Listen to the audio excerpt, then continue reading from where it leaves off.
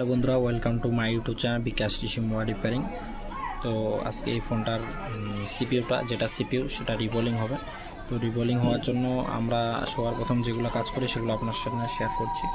সবার প্রথম আমরা এই যে স্পিকারটাকে রিমুভ করে নিলাম এবং ব্যাটারি রিমুভ করে নিয়েছি এবং এটা কিবোর্ডের সেটাও আমরা রিমুভ করেছি এবং আমরা এখান থেকে লাইট সেকশনটা রিমুভ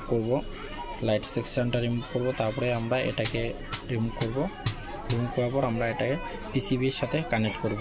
তো সবার প্রথম যেরকম আমরা দেখি হসপিটালে গেলে পেশেন্টকে যদি অপারেশন করে, তো পেশেন্টকে অপারেশন করার আগে যেগুলো কমন জিনিস খুলে নেয়, যেরকম কানের দুল, সোনা টোনা যেগুলো থাকে, গালায় মালা টালা সব কিছু খুলে দেয়, সেরকমটাই আমরা এগুলো খুলে দেওয়ার পর এটা পিসিবির সাথে কানেক্ট করার পর আমরা সিপিইউটা রিবোলিং করব। ফুল ভিডিওটা আপনারা দেখবেন। সিপিইউ যদি 100% রিবোলিং হয়ে যায় ফোন অন হবে, আর যদি না হয় তো অন হবে না, কারণ এটা ডেড ফোন। আমরা এটা যে স্পিকার নট ওয়ার্কিং এই প্রবলেমটার জন্য নিয়েছি। তো এটা 100% হতে পারে বা নাও হতে পারে, এটা আপনাদেরকে আগে বলে দিচ্ছি।